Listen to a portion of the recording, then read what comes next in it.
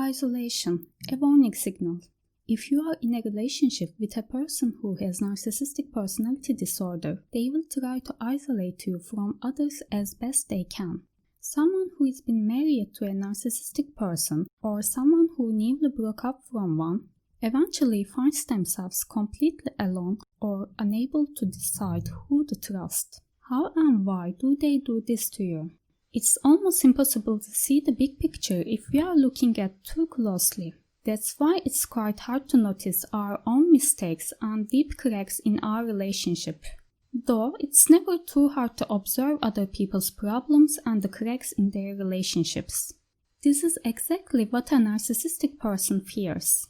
They are afraid that someone will see the big picture and warn you about it. Because deep down, narcissistic people are much like little children who lack a true identity and they feel the need to put on their mask every morning. They are afraid that one day this mask will fall and expose their true colors. If their chosen victim refuses looking at things through their eyes and starts talking about how they truly feel, people around them may realize what's actually going on. As a result, narcissists try their hardest to keep their victims away from other people's perspectives so that they can easily manipulate them to their heart's desire. On the other hand, they do this so slyly that most of the time it's never obvious. In fact, it often looks like an innocent act. For example, at the beginning of the relationship, they pretend like they love you so much they want to spend every waking hour by your side. They can't get enough of you. They miss you all the time.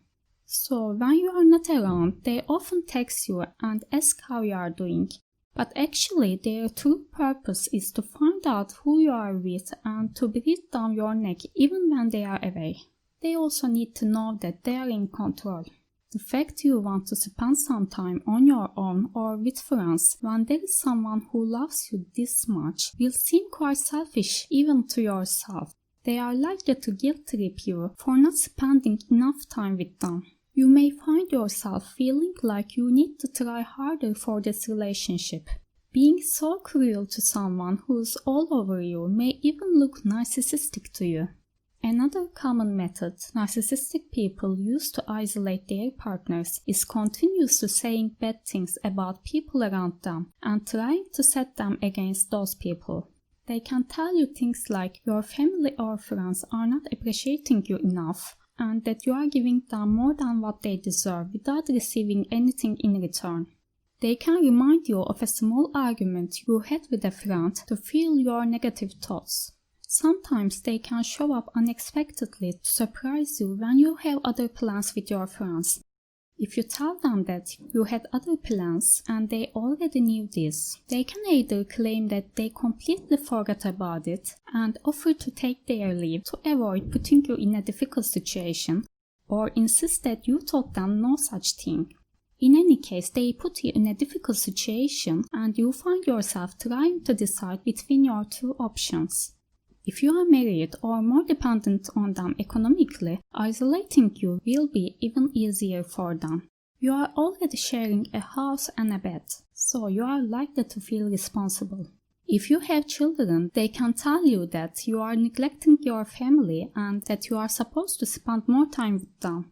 Or if you are in a long-term relationship, they can offer to live together or move to an entirely different city with them, so that you are more isolated and thus much easier to control.